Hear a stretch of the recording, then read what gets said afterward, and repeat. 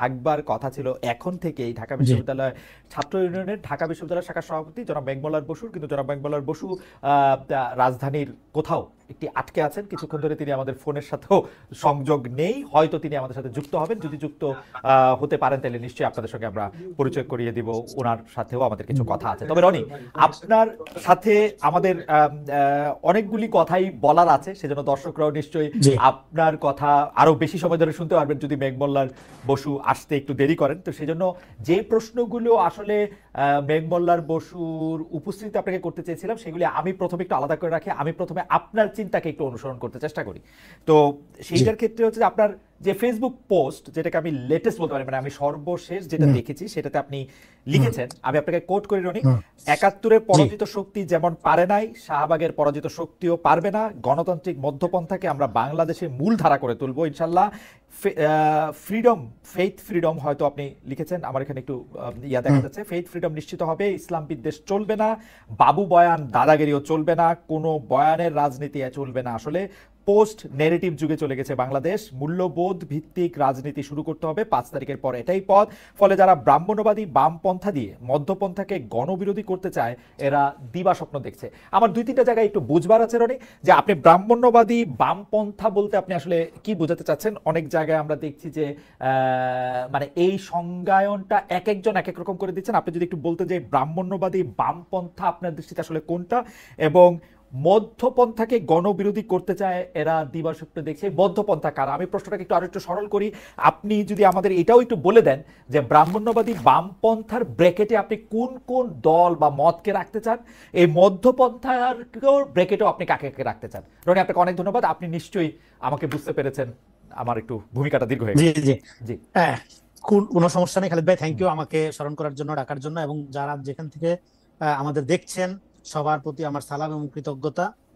হ্যাঁ, এবং আপনি খুবই খুবই গুরুত্বপূর্ণ প্রশ্ন এবং অনেকগুলো পয়েন্ট একসাথে ফ্রেমিং করেছেন। সো আমি যদি একটা একটা করে আসি, দেখেন বাংলাদেশে বামপন্থা, বাংলাদেশে বামপন্থা রাজনীতি বলতে আমরা যেটা এতদিন দেখেছি, এটা তো এমন একটা সারাদিন গণবিরোধী, মানে গণমানুষের কথা বলে, হ্যাঁ, অসাম্প্রদায়িকতার কথা বলে, আপনার ধরেন সারাদিন তারা আপনার বৈষম্যহীনতার কথা বলে, সাম্যের কথা বলে। কিন্তু তারা এন্ড অফ দ্য ডে বাংলাদেশে যে রাজনীতিটা ডেভেলপ করছে সেটা সবচেয়ে গণবিরোধী রাজনীতি। এখন এই জায়গাটায় কেন আসলো? এই জায়গাটায় আসলো এই কারণে যে বামপন্থার বাংলাদেশি যে আপনার ভার্সনটা এখানে চর্চা হয়, সেটা হলো ক্যালকেশিয়ান ভার্সন। এখানে বামপন্থা, আমি তো বলতেছি বামপন্থার আমরা একটা ঢাকায় রিডিং মার্কস ইন ঢাকা, এটা আমরা শুরু করব। বাম এবং মার্কসিজমকে এখানে এখানে বাংলাদেশে যে বামপন্থা ডেভেলপ করছে, এটার সাথে মার্কসিজমের খুব বেশি সম্পর্ক নাই। এইটা বরং একটা লেনিনিজমের সাথে সম্পর্ক আছে। এই আপনার এই প্রশ্নের উত্তর আমি ৩টা ৪টা জায়গা থেকে দিতে পারি। একটা জায়গা থেকে শুধু দেই, ধরেন লেনিনিজমের জায়গা থেকে কি, ধরেন লেনিন লোকটা বই লিখতেছে রাষ্ট্র বিপ্লব, রাষ্ট্রকে সে সংজ্ঞায়িত করতেছে একটা অমীমাংসতার ফসল হিসাবে। তারপরে আইসা ধরেন সে রাষ্ট্র ক্ষমতা নিচ্ছে। এখন পরে বলতেছে আচ্ছা লেনিন তো বেশি দিন বাঁচে না, অল্প দিন বাঁচছিল, পরে স্টালিন ক্ষমতা নিচ্ছে, এই জন্য একটা রেড ফ্যাসিজম ডেভেলপ করছে। নো, লেনিন বাইচা থাকলেও একই জিনিস হইতো। এটা সুদীপ্ত কবিরাজ থেকে শুরু করে অনেক বড় বড় মার্কসিস্ট থিঙ্কাররা এই জায়গায় আলোচনা করছে। কেন একই জিনিস হইতো? কারণ ইনহেরেন্টলি আপনি রাষ্ট্র জিনিসটা বিশ্বাস করেন না, আবার আপনি ক্ষমতা নিচ্ছেন একটা রাষ্ট্রের, ফলে তখন পুরো রাষ্ট্র ক্ষমতা যখন আপনি নিচ্ছেন, নিয়ে এটা একটা ব্যুরোক্রেটিক জায়গায় চলে যাচ্ছে, একটা ব্রুটাল ফ্যাসিজম আমরা দেখছি। হ্যাঁ, আপনার এটা স্ট্যালিনের আমল রনি, পর্যন্ত কন্টিনিউ করছে। রনি, সো রনি, রনি, এই যে রনি, ব্যাপারটা, রনি, আমাকে এই একটু ব্যাপারটা রনি, রনি, জি আমাকে একটা সেকেন্ড সময় দিবেন। আমাদের জি বামপন্থী রাজনীতিবিদ দের একজন, যদিও উনি ছাত্র ইউনিয়নের সভাপতি ঢাকা বিশ্ববিদ্যালয় শাখা, জনাব মেঘমল্লার বসু আমাদের সাথে যুক্ত হয়েছেন। মেঘমল্লার, আপনাকে আমাদের অনুষ্ঠানে স্বাগত জানাই। আমরা জনাব রনিকে, রেজাউল করিম রনিকে একটু শুনছিলাম। আপনাকে স্বাগত জানাই, আমি একটু জনাব রনির কাছে ফিরছি। জনাব রনি, আমাদের জন্য একটু সুবিধা হতো আমাদের এই প্রশ্নটার মধ্যে যদি আপনি এই পর্যায়ে আপনি যতটুকু ইন্ট্রো দিয়েছেন সেটা আমরা কিছুটা বুঝতে পেরেছি, কিন্তু আপনি যদি কথাটা শুরু করতে শেষ করে দেই, শেষ করে দেই, আচ্ছা, ব্রাহ্মণ্যবাদী একটা শেষ করে দেই। ফলে বল। হ্যাঁ, হলে এখানে প্রবলেমটা যেটা দাঁড়াইছে, এখানে মানুষ যে জাতি হিসাবে বাঁচে এবং এই প্রশ্নটাকে আন্ডারমাইন করে তারা সবসময় শ্রেণী প্রশ্নটাকে সামনে আনার কারণে এখানে তারা কখনোই গণভিত্তি ডেভেলপ করতে পারে নাই। এবং আমাদের এখানে বামপন্থার যে ন্যারেশন, যে তাফসির, সেটা কলকাতার ব্রাহ্মণ্যবাদী রাজনৈতিক আপনার পটভূমির মধ্য দিয়ে গড়ে ওঠা যে তাফসির, যে ব্যাখ্যা, সেইটা এখানে মেইন স্ট্রিম হয়েছে। এই ওকে, কারণে বাংলাদেশপন্থী কোনো আপনার বামধারা রাজনীতি ডেভেলপ করে না, এই জন্য এটাকে এসেনশিয়াল, এটার মধ্যে একটা না রনি, ব্রাহ্মণ্যবাদী নোশন থেকে গেছে। না রনি, আমি যেটি বলতে চেয়েছিলাম যে আপনি ব্রাহ্মণ্যবাদী বামপন্থার অধীনে কোন কোন রাজনৈতিক দলকে রাখতে চান, আপনি শুধু নামটা বলেন, আমরা ব্যাখ্যা নিশ্চয়ই আরো শুনতে পারবো আপনার কাছ থেকে। এবং মধ্যপন্থা বলতে আপনি এখন এটা সমস্ত কোন কোন রাজনৈতিক আচ্ছা, দলকে আপনি চিহ্নিত করতে পারেন আর কি? এখানে বাংলাদেশে বামপন্থীদেরকে আমি কোনো রাজনৈতিক দলই মনে করি না। ওকে এগুলো কোনটার নাম বলবো, এগুলো এগুলো একটা কালচারাল পলিটিক্স করে। ওকে, এগুলো এখনো রাজনৈতিক দল বলতে যেটা বোঝায় হ্যাঁ পাওয়ার স্ট্রাগল, হ্যাঁ, তার জন্য একটা জাতি রাষ্ট্রের ফ্রেমের মধ্যে যে লেনিনিয়ান ওই প্রবলেমের মধ্যে আটকে আছে। ওকে, এদের কাছে এখনো জাতি বড় না, শ্রেণী বড়। সেটা আমি মানলাম, শ্রেণীর প্রবলেম কিন্তু আপনার এই বাক্যটাকে যদি আমি ধরে নিই যে আপনি এই বাক্যটা বলতেছে যে ফলে ফলে যারা ব্রাহ্মণ্যবাদী বামপন্থা দিয়ে মধ্যপন্থাকে গণবিরোধী করতে চায়, এই যারা যে সর্বনামটা, সেই সর্বনামের মধ্যে বিশেষ্যটা যদি আপনি আমাদেরকে একটু পরিচয়টা বলতেন যে এই ব্রাহ্মণ্যবাদী বামপন্থাটা কারা, মধ্যপন্থাটা কারা। কারণ এখানে আপনি দুইটা পক্ষ কিন্তু আইডেন্টিফাই করেছেন, আপনি যেহেতু একজন চিন্তক আপনি কিন্তু আইডেন্টিফাই করতে পারছেন যারা ব্রাহ্মণ্যবাদী বামপন্থা দিয়ে মধ্যপন্থাকে গণবিরোধী করতে চায়। এই এই যারাটা কারা এটা যদি আমাদের একটু বলতেন। ওকে, আই গট, এটা হলো শাহবাগের পরাজিত শক্তি। ওকে, এটা স্পেসিফিক বলে দিই, শাহবাগের পরাজিত শক্তি। এরা মনে করতে, দেখেন এরা সবসময় করছে কি, এরা নিজেদের কোনো রাজনীতি ডেভেলপ না করে এরা এক এক সময় এক একজনের উপর সওয়ার হয়েছে। ওকে, এরা এতদিন আওয়ামী লীগের উপর সওয়ার হয়েছে, এখন একটা ধারা মনে করছে যে এখানে বাংলাদেশে কখনোই মধ্যপন্থী রাজনীতি মূল ধারা হয় নাই, মেন স্ট্রিম হয় নাই, যে কারণে আমাদের এখানে ডেমোক্রেসির যে ধারণাটা, এটা একটা ফ্যাসিস্ট ধারণা রয়ে গেছে। এটা ডেমোক্রেসির একটা আওয়ামীকরণ হয়েছে, মানে ডেমোক্রেসির ধারণার একটা আওয়ামীকরণ হয়েছে। ফলে এদিক থেকে আপনার প্রশ্নের সরাসরি উত্তর হলো, আমি এটা মিন করেছি যারা যারা আপনার এখানে শাহবাগী যে ইসলাম বিদ্বেষী ধারা, পার্টিকুলারলি দেখেন শাহবাগের মুভমেন্টটা এটা কিন্তু জামাতের মুভমেন্ট ছিল না, এটা হেফাজতের মুভমেন্ট ছিল। এবং 4 তারিখে আমি একটা ইন্টারভিউ নিয়েছিলাম হেফাজতের তৎকালীন নায়েবে আমির জুনায়েদ আল হাবিবি, এখন কি পোস্টে আছে জানি না, উনি আমাকে ইন্টারভিউতে বলছিল যে জামাতের সাথে আমাদের বিরোধ আদর্শগত, আকীদাগত। জামাতের যুদ্ধ অপরাধ বিস্তার হাবিজাবি এগুলোর বন্ধের জন্য তারা আন্দোলন করতেছে, কি করতেছে এটা আমাদের দেখার দরকার নাই, আমরা সিম্পলি নামছি। হ্যাঁ, নবী রাসূলকে অকথ্য ভাষায় গালিগালাজ করা হয়েছে, এখানে ইসলামে সম্মানিত ব্যক্তিদের নিয়ে চটি সাহিত্য করা হয়েছে। হ্যাঁ, এবং এটার প্রতিবাদে নামছি যে আমাদের আবেগ আহত হয়েছে, এই জন্য আমরা নামছি।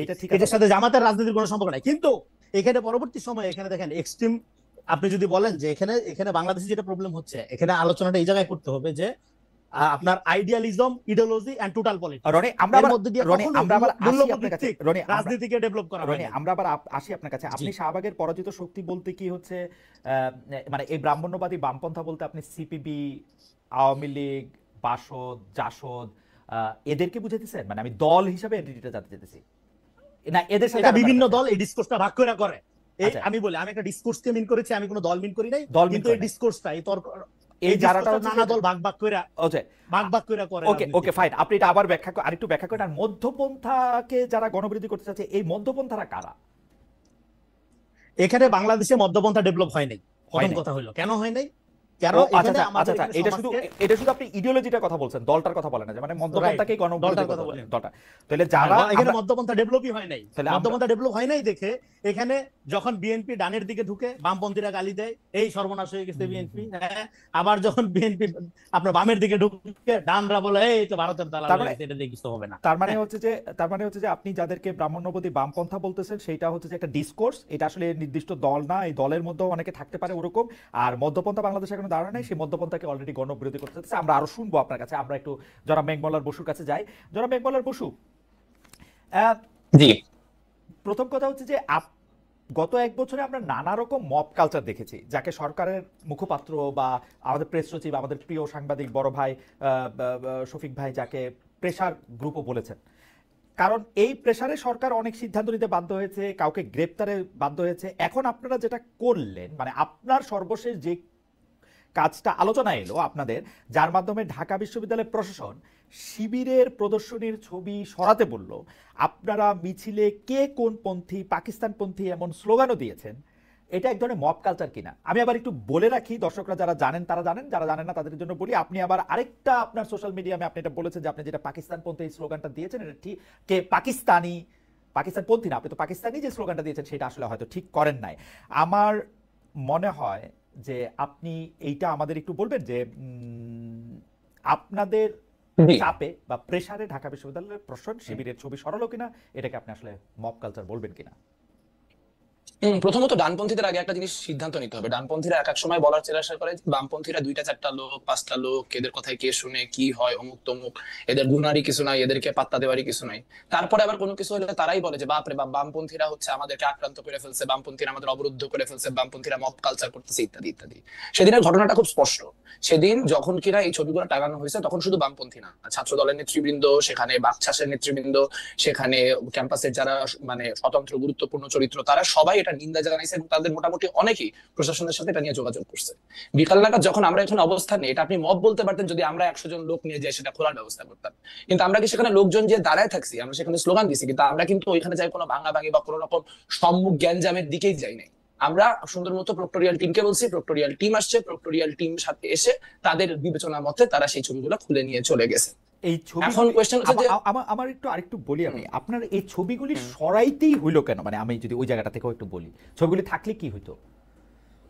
এখন ধরেন আপনি বলতে পারেন যে হচ্ছে যে এটা তো মানে এরা হচ্ছে আপনার কি বলে বিচারিক হত্যাকাণ্ডের ভিকটিম। এখন প্রথম কথা হচ্ছে যে বিচারিক হত্যাকাণ্ডের ভিকটিম, এবং হচ্ছে যে তাদেরকে আসলে আমরা ভিকটিম হিসেবে ডিসপ্লে করছি, তাদেরকে আমরা কোন রকম কি বলবো হিরো হিসেবে পোর্ট্রে করছি না। যদি এইটা অবস্থান হয় তাহলে আসলে কথাটা অন্য, যেটা শিবির মুখে বলার চেষ্টা করতেছে। কিন্তু আমরা দেখতে পেয়েছি আপনারা যে স্লোগান নিয়ে কথা বলছেন, যে আমি যখন স্লোগান দিয়েছি তুমিও জানো আমিও জানি জামাত মানে পাকিস্তানি, তার উল্টা সাইডে তারা স্লোগান দিচ্ছে যে নিজামির বাংলায় কি শাহবাগীর ঠাঁই নাই, সাইদির বাংলায় শাহবাগীর ঠাঁই নাই, গোলাম আজমের বাংলায় শাহবাগীর ঠাঁই নাই, কাঠ ঠাঁই নাই, ইত্যাদি ইত্যাদি।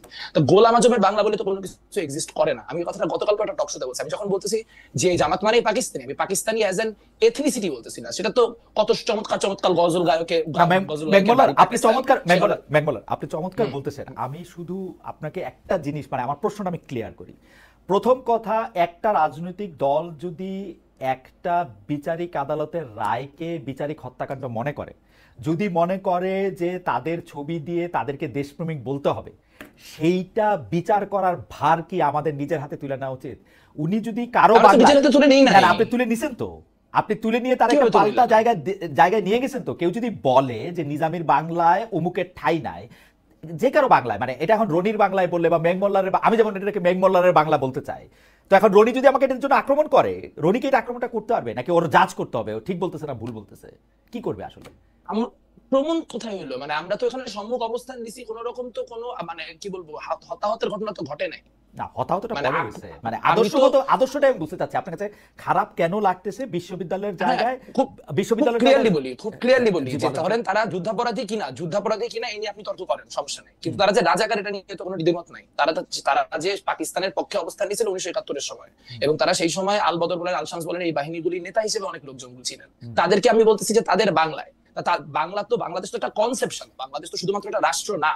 আপনি যখন পাকিস্তানের মতো, আমরা বলছি 47 আমাদের অর্জন, আমাদের অর্জন 47-এর ঘটনা ধরে আপনি যখন দেশভাগের ক্ষেত্রে আপনি বলতেছেন। কিন্তু মিস্টার বসু, আমার আসলে আমার দেশ সম্পর্কে আইডিয়াটা আপনি আমাকে আরেকটু কনসেপ্টটা যদি একটু ক্লিয়ার করতেন। আমার তো ধারণা ছিল যে বাংলাদেশটা হচ্ছে এমন একটা দেশ, সেটা সবারই বাংলাদেশ, রাজাকারদের বাংলাদেশ এটা হইতে পারবে না। এইটা কি আমরা চাই যে রাজাকারদের কি আমরা এখন কোথাও ফেলে দিব বা কোথাও তাড়িয়ে দিব যদি আমাদের শক্তি থাকে? ব্যাপারটা কি এরকম চিহ্নিত করব? মানে রাজাঘাটটা তো সরকারের আশপাশ দিয়ে ঘোরাঘুরি করতেছে, তারাই দেওয়ার আলোচনা আসতেছে কোথেকে? আমার যেটা খুব প্যারা লাগতেছে গোটা কনভারসেশনটাই মনে হচ্ছে যে জামাত ইসলামী সামহাও 5ই আগস্টের পরের একটা প্রান্তিক ক্যারেক্টার। মানে আপনি আমাদের প্রক্টর বলছে তিনি নাকি পারমিট উইথড্র করছেন, তারপরে প্রোগ্রাম 3 দিন চলছে, তাহলে ডিফ্যাক্টো প্রক্টর তো আসলে এসএম ফরহাদ এখন ঢাকা বিশ্ববিদ্যালয়ে। সো এইভাবে কথা বলার তো কোনো সুযোগ নাই যে তারা প্রান্তিক এবং তাদেরকে জায়গা দেওয়া হইতেছে না। তারা গত 1 বছর ধরে প্রোগ্রাম করছে, আজকে এবার কি তারা প্রথম প্রোগ্রাম করলো? 36শে জুলাইয়ের প্রোগ্রাম তারা টিএসসির ভিতরে বিশাল বিশাল হোর্ডিং দিয়ে টানা করছে।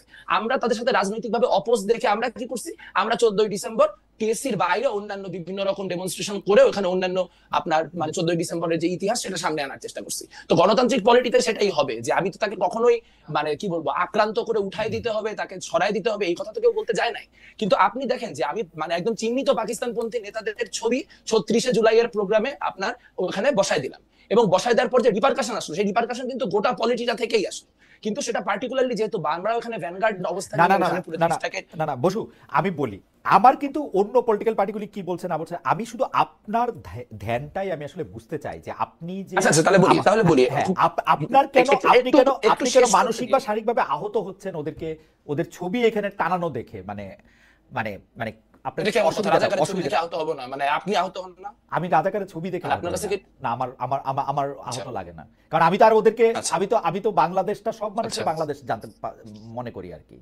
খালেদ ভাই, এখানে তো নাগরিক অধিকারের প্রশ্ন তোলার কথা আসতেছে কোত্থেকে? যাদের ছবি দেওয়া হচ্ছে তারা সবাই মৃত, কাজে এখানে তাদেরকে বাংলাদেশে থাকতে দিব না পাকিস্তানে পাঠিয়ে দিব, that is not the discussion we are having. Okay, আলোচনাটা হচ্ছে যে তাদেরকে আমি হিরো হিসেবে সেলিব্রেট করবো কিনা। তারা বলতেছে যে তারা ভিকটিম হিসেবে রাখা হয়েছে, কিন্তু তার পরবর্তী তারা যখন স্লোগান দিচ্ছে তখন তারা তাদেরকে হিরো হিসেবে সেলিব্রেট করতেছে। এখন আপনি চাইলে এটা রাখতে পারেন, তাহলে খুব ফাইন, যে হইতেছে এরকম হবে 5 বছর 2 4 5 বছর পরে আমরা আওয়ামী লীগের ক্ষেত্রে এরকম হবে যে আমরা আওয়ামী লীগকেও এরকম ভাবে একটা এন্ট্রেন্স পলিটিক্সে দিয়ে দিব সবাই মিলে, যে হচ্ছে তারাও এরকম একই কাজ করতে পারে, তারা শেখ হাসিনার বাংলায় বুকের ঠাই নেই আবার হবে বাংলাদেশে। কিন্তু তাহলে গণহত্যা কোয়েশ্চেনটা আসলে আমাদের কাছে সিরিয়াস না, আমাদের কাছে এটা সিরিয়াস এনাফ না যেটাকে আমরা লেফট ভার্সেস রাইট বা এই লেন্সে আমাদেরকে দেখতে হচ্ছে। কোয়েশ্চেন এটা না যে ওখানে বামপন্থীরা এরকম অবস্থান নিল কেন, কোয়েশ্চেন হচ্ছে এইটা যে আরো সবাই মিলে নিতে পারলো না কেন। একটা ছোট জিনিস বলি, যে আমি যখন বলতেছি পাকিস্তান, আমি পাকিস্তান তখন একটা ধারণা হিসেবে বলতেছি, আমি পাকিস্তান একটা কনসেপ্ট অ্যাজ অ্যান আইডিওলজি বলছি, আমি পাকিস্তান অ্যাজ এ নেশন হিসেবে বলতেছি না। পাকিস্তানি হওয়া কোনো দোষের কিছু না, অনেক ভালো ভালো মানুষ পাকিস্তানি, আমাদের অনেক পাকিস্তানি কমরেড আছে। আমরা যখন বলতেছি মানে আপনার গোলাম আজম পাকিস্তানি, তার মানে গোলাম আজম তো 1972-এর পরে পাকিস্তানের সিটিজেনও ছিলেন, পুরো পাকিস্তান পুনরুদ্ধার কমিটির কাজকর্ম তারা করেছেন। না আমার তো মনে হয় সেই জায়গা থেকে আমার মনে হয় যে মেঘমুল্লাল, আমরা আমরা একটু সময় নেই, মানে আপনার হয়তো আমি আর আপনি কোন একটা জায়গায় কানেকশনে একটা অসুবিধা হইতেছে কিনা। আমার কাছে মনে হয় যে আপনি বাংলাদেশে আইন আদালত আছে, পাশাপাশি বাংলাদেশে রাজনৈতিক কর্মকাণ্ড চলবে, রাজনৈতিক দলগুলিও থাকবে, কিন্তু একটা রাজনৈতিক দল আরেকটা রাজনৈতিক দলের বিশ্বাসকে বা তার ইডিওলজিকে আপনি কাউন্টার করার জন্য ওইখানেই সশরীরে দাঁড়ায় এই প্রতিবাদটা করবেন কিনা, এবং এই প্রতিবাদটা আসলে সেই জায়গায় যদি বিশ্ববিদ্যালয় কর্তৃপক্ষ স্টেপ ইন না করতো তাহলে এটা আরো একটু খারাপ জায়গায় যাইতো কিনা। আমি ওইটা বুঝতে চেষ্টা করতেছি যে আপনার মনটা, যেমন আপনি আমার প্রশ্ন করলেন রাজাকারের ছবি দেখলে কি আমার খারাপ লাগবে না, না আমার লাগবে না। ছবি দেখার সাথে খারাপ লাগার কোনো সম্পর্ক নাই, কারণ আমি আমার ইডিওলজি জানি, আমার ইডিওলজির সঙ্গে অন্য একটা ইডিওলজি আমাকে ব্যাহত করে কিনা বলতে আমি বুঝাতে চাই যে বাংলাদেশে সবার মতই থাকবে। আপনার মতটা যদি এখানে আপনি একটু বলতেন যে কেন আমাকে একটা ছবি দেখে খুব বিহব্বল হয়ে যেতে হবে, কেন একটা স্লোগান শুনে আমাকে খুব কেঁপে উঠতে হবে, কেন, কারণটা কি? কারণ এখানে আমরা খুব স্পষ্টত দেখতে পাচ্ছি 24-এর যে অভ্যুত্থান, সেই 24-এর অভ্যুত্থানকে নানান ফর্মে 1971-এর কাউন্টার হিসেবে জামাত শিবির দাঁড় করানোর চেষ্টা করতেছে। এটা কোনো আইসোলেটেড ইনসিডেন্ট না, এই ইনসিডেন্ট গুলা বারবার করে ঘটতেছে। মুখপত্রে বারবার করে লেখা হচ্ছে যে জামাত হচ্ছে কি কিছু মুসলমান ভুল বুঝে মুক্তিযুদ্ধে অংশগ্রহণ করছিল, সেই জায়গাটা নিয়ে আবার যখন যথেষ্ট চাপ আসতেছে তারা সেখান থেকে সরে যাচ্ছে। মানে সাথী এই সোহরাওয়ার্দী উদ্যানে একটা প্রোগ্রাম করার সুযোগ পাইছে, প্রোগ্রাম করা শেষেই প্রথম কথা বলছে যে 7ই মার্চেও এত লোক হয় নাই, সোহরাওয়ার্দী উদ্যানে যে পরিমাণ লোক হয়েছে। এখন মুক্তিযুদ্ধের বিরুদ্ধে অবস্থান নিয়ে যদি আপনারা গণ্যমান্য ব্যক্তি আপনারা যদি সিদ্ধান্ত নেন যে বাংলাদেশে জামাত ইসলামী মুক্তিযুদ্ধের বিরোধিতা করলেও রাজনীতি করতে পারবে, রনি ভাই আছে, রনি ভাই অনেক পোস্ট মডার্নিজম, মুক্ত মুখ, লেনিনিজম নানান কিছু দিয়ে ব্যাখ্যা দিতে পারবে যে হ্যাঁ মুক্তিযুদ্ধ বিরোধী অবস্থান নিয়ে বাংলাদেশে রাজনীতি করা যাবে, ফাইন, সেটা আপনাদের পলিটিক্যাল অবস্থান, এটা আমাদের পলিটিক্যাল অবস্থান না। আমাদের পলিটিক্যাল অবস্থান হচ্ছে ছাত্র শিবির নতুন প্রজন্মের, তারা যদি রাজনীতি করতে চায়, তারা যদি বাংলাদেশে অন্য সবার সাথে মিলে রাজনীতি করতে চায়, ওয়েল অ্যান্ড গুড। আমরা 24 অভ্যুত্থানের মধ্যে দিয়ে আসছি, আমরা চাই নাই যে পুরানো যেই মানে গ্যাঞ্জামগুলো সেই গ্যাঞ্জামগুলো ফিরে আসে, কিন্তু তারা যদি বারবার করে মুক্তিযুদ্ধের ব্যাপারটাকে ট্রিগার করার চেষ্টা করে তাহলে আমরা ট্রিগার্ড হব, এবং আপনি কনস্ট্যান্টলি ট্রিগার করার চেষ্টা করে কেউ ট্রিগার্ড হলে তখন ভিকটিম প্লে করবে, এটা হতে পারে। ওকে, মেঘমালার বসু তার অবস্থান পরিষ্কার করেছেন। আমরা একটু আবার রেজাল করিম রনির কাছে যাই এই বিষয়টি একটু বোঝার জন্য। জনাব রেজাল করিম রনি, আপনি নিশ্চয়ই খেয়াল করেছেন যে শিবির তার রাজনৈতিক বক্তৃতায় হোক, আমাদের সাথে কথা বলার সময় হোক, তারা সবসময় এটা বলে যে তাদের প্রজন্মের বেশিরভাগই বা সবাই 71 পরবর্তী, সুতরাং তাদেরকে রাজাকার ট্যাগ দেওয়া, তাদেরকে রাজাকার বলা, পাকিস্তানপন্থী বলা এগুলি আসলে ঠিক না। কিন্তু তারা যখন কাউকে হিরো নির্বাচিত করতেছে, সেই হিরো নির্বাচিত করতেছে তাদের যারা আসলে বাংলাদেশে অভ্যুদয়ের সময় মানে ওপেনলি বাংলাদেশের বিপক্ষে অবস্থান নিছে, যেটাকে আপনি খুব সুন্দর কয়েন করছেন যে জামাত সারা জীবন পিপলের বিপক্ষে আর অ্যাডমিনিস্ট্রেশনের পক্ষে থাকে, এরকম একটা সুন্দর লাইন আপনি এটা বলছেন যে তাদের পলিটিক্যাল অবস্থানটাই খুব গোলমেলে। তো এই কিন্তু শিবির যে এইটা করে, এইটা শিবিরকে আসলে বলার উপায় কি? আমি শুধু আপনাকে মনে করে দিতে চাই যে জামাতের যে শীর্ষ নেতা জনাব শফিকুর রহমান, উনি আমার এক প্রশ্নের জবাবে সরাসরি বলছেন যে আমরা 47 থেকে আজকের দিন পর্যন্ত আমাদের কোনো কারণে যদি মানুষ মনে কষ্ট, মনে দুঃখ এগুলি পেয়ে থাকেন, সে তার জন্য আমরা দুঃখিত, আমরা এগুলির জন্য আসলে একদম আনকন্ডিশনাল। আমি তাকে স্পেসিফিক জিজ্ঞেস করছিলাম এই 47 থেকে এই আজকের দিনের মধ্যে 71 আছে কিনা, উনি বলছে সবই আছে। তো আপনি যদি একটু আমার বলতেন যে শিবির আসলে নিজের কি দেখাইতে চায়, মানে শিবিরের মানে হিসাবটা কি আসলে? আচ্ছা দেখেন, আমি আপনার একটু আগের আলোচনাতে আসি। দেখেন, জামাত শিবির এখানে রাজনীতি করবে কি করবে না, এটা অন্য কারো শর্তের মাধ্যমে সে করবে না, অন্য কেউ শর্ত দিতে পারবে না, সে তো আর মতো করে তার একটা জায়গা আছে। দেখুন এখানে আপনারা যে লম্বা আলোচনাটা করলেন, এখানে আমার মনে হয় একটা জায়গা মিসিং আছে, সেটা হলো যে কোশ্চেন অফ টলারেন্স। আপনি এটাই বুঝাইতে চাচ্ছিলেন আমার মনে হয়, যদি আপনার আলোচনাটা আমি বুঝে থাকি। যে ধরেন জামাত শিবির একটা ইতিহাসের রং সাইডে রাজনীতি করে, in the wrong side of হিস্ট্রিতে দাঁড়ায় রাজনীতি করে ধরেন, এবং এই ব্যাপারে সে তার কোনো স্পষ্ট পজিশন নাই, সে ক্লিয়ার করে না। হ্যাঁ, আমি পুরা পুরা পুরা ডিসকোর্সটাই বলতেছি, ধরেন জামাত শিবির দুইটা মিলে দুটাকে আলাদা না করে যদি বলি, তো হোয়াটস রং উইথ দ্যাট? এটা সে করতে পারবে না? এটা সে ডেফিনেটলি করতে পারবে, এবং এর জাজমেন্ট পিপল দিবে। পিপল এটা গ্রহণ করবে কি করবে না, এই দায় পিপলের উপর ছেড়ে দেবে। কিন্তু আপনি যেটা করছেন, আপনি টলারেন্সের কোনো কালচার চর্চা করছেন না। আমি বলি যে বাংলাদেশে টলারেন্সের কালচারটা নষ্ট করছে কিভাবে? নষ্ট করছে এরকম ফ্যানাটিক ইডিওসেন্ট্রিক লোকগুলো। কিভাবে তারা নষ্ট করছে দেখেন, একটা সমাজে টলারেন্সি ফার্স্ট দেন ডেমোক্রেসি। আমাদের সমাজে ডেমোক্রেসি কেন আসে নাই? কারণ আমরা জাজমেন্ট করি একটা লোককে আমার ইডিওলজির সাপেক্ষে। দেখেন ইতিহাসে এক সময় যে বিষয়গুলো পূজনীয় ছিল, মুক্তির প্রতীক ছিল, এবং মুক্তির আকাঙ্ক্ষার ভেতর থেকে যে সমস্ত স্লোগান উচ্চারিত হয়েছিল, পরবর্তী সময়ে সেগুলো নির্যাতনের হাতিয়ার হয়ে উঠতে পারে। যেমন ৭১-এর চেতনা, ৭১-এর চেতনা এখানে গণহত্যাকারী চেতনা হয়ে উঠেছিল, এবং আওয়ামী লীগ এই ৭১-এর জনযুদ্ধটাকে একটা আওয়ামী যুদ্ধে পরিণত করছিল। এবং সেই চেতনা ব্যবহার করে, এবং রনি আপনার নিশ্চয়, আমাদের নিশ্চয় সবার মনে আছে, আমি শেষ করি, সেই চেতনা ব্যবহার করে মেঘ মোল্লারের চক্ষু আক্রান্ত করছিল, কিন্তু সেই চেতনা ব্যবহার করে সেই চেতনা ব্যবহার করে মেঘমোল্লারকে পিটানো হয়েছে, মেঘমোল্লারকে পেটানো হয়েছে, তার চোখ, এই চেতনা ব্যবহার করেই করা হয়েছে, এক্স্যাক্টলি করা হয়েছে। এবং বিশ্বজিৎকে হত্যা করা হয়েছে এই চেতনা ব্যবহার করে, বাচ্চা বাচ্চা ছেলেদের গুলি করা হয়েছে এই চেতনা ব্যবহার করে।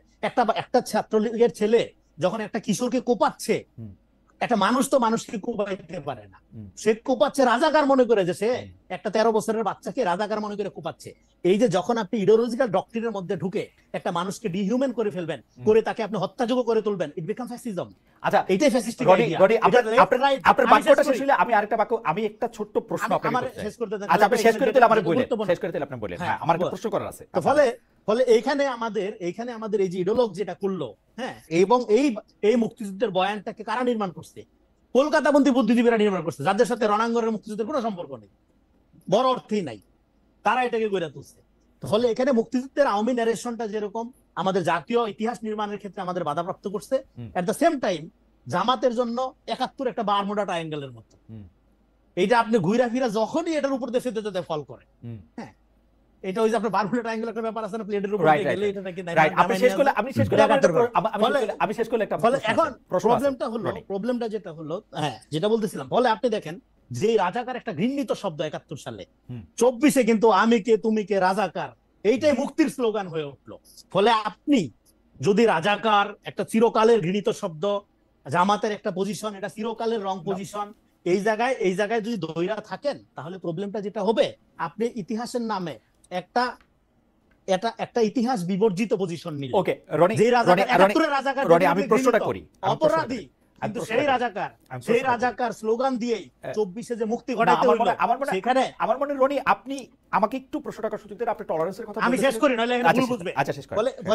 ফলে যেই চিন্তাটা, যেই বাক্যটা ৭১ সালে এত ঘৃণিত ছিল, পরবর্তী সময়ে এবং যে মুক্তিযুদ্ধের চেতনা, ডেফিনেটলি এটা একটা ইমোশনের ব্যাপার ছিল। ৭১ থেকে যারা যুদ্ধ করে ফেরত এসে নতুন দেশ গঠন করতে চাচ্ছে, পরবর্তী সময়ে সেটা গণহত্যার হাতিয়ার হয়ে উঠলো।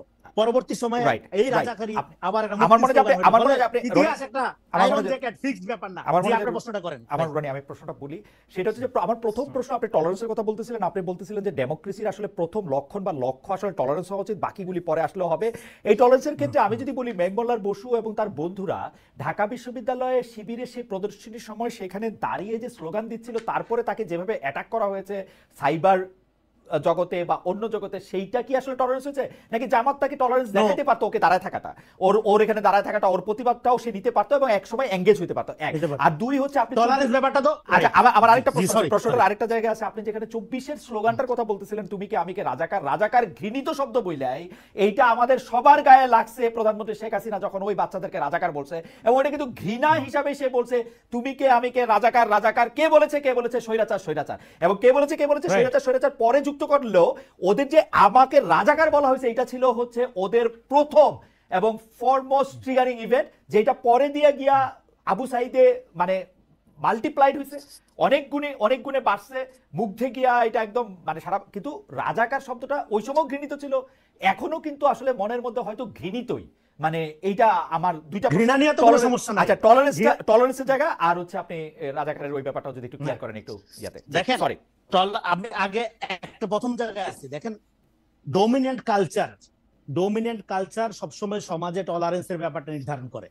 এখন আমাদের এখানে ডোমিনেন্ট কালচারের মধ্যে প্রগতিশীলতা, অসাম্প্রদায়িকতা, মুক্তিযুদ্ধ চেতনা, রবীন্দ্র ফ্যানাটিজম মিলে এই যে স্যালাইন বানানো হয়েছে, এইটা তো আওয়ামী ফ্যাসিজমের একটা হাতিয়ার হয়ে উঠছিল, আওয়ামী ফ্যাসিজমের ডিসকোর্স নির্মাণের কম্পোনেন্ট হয়ে উঠছিল প্রত্যেকটা জিনিসই। ফলে এখন 24-এর গণ অভ্যুত্থানের মধ্যে কোনো ইডিওলজি ফাংশন করেনি, এখানে সিম্পলি ফাংশন করছে কমন ভিকটিমহুড। ইভেন যারা ছাত্রলীগ করতো তারাও শেষের দিকে এসে হত্যা নিতে পারতেছিল না, তারা পদত্যাগ করে এসে আন্দোলনে অংশগ্রহণ করেছে।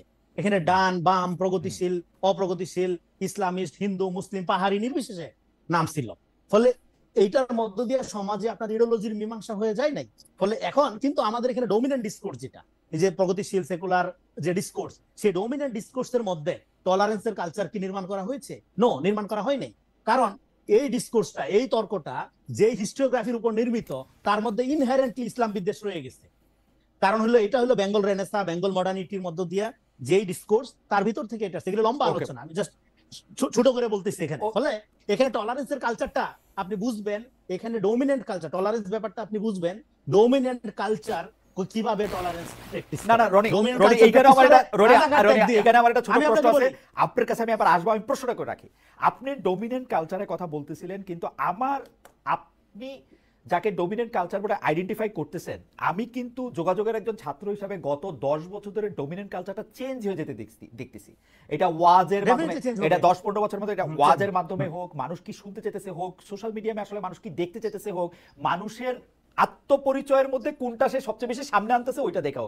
রনি, আমি আপনার কাছে আসবো এইটা বলার জন্য যে ডোমিনেন্ট কালচার। আচ্ছা, শেষ করেন সেকেন্ডটা শেষ করি। ফলে এখানে ডোমিনেন্ট কালচার এই জন্য মুসলমান, এখানে মুসলমানরা সংখ্যায় মেজরিটি হইলেও কালচারালি সবসময় এরা মাইনরিটি ছিল, এবং এই জন্য এরাও যে কম দায়ী তা না।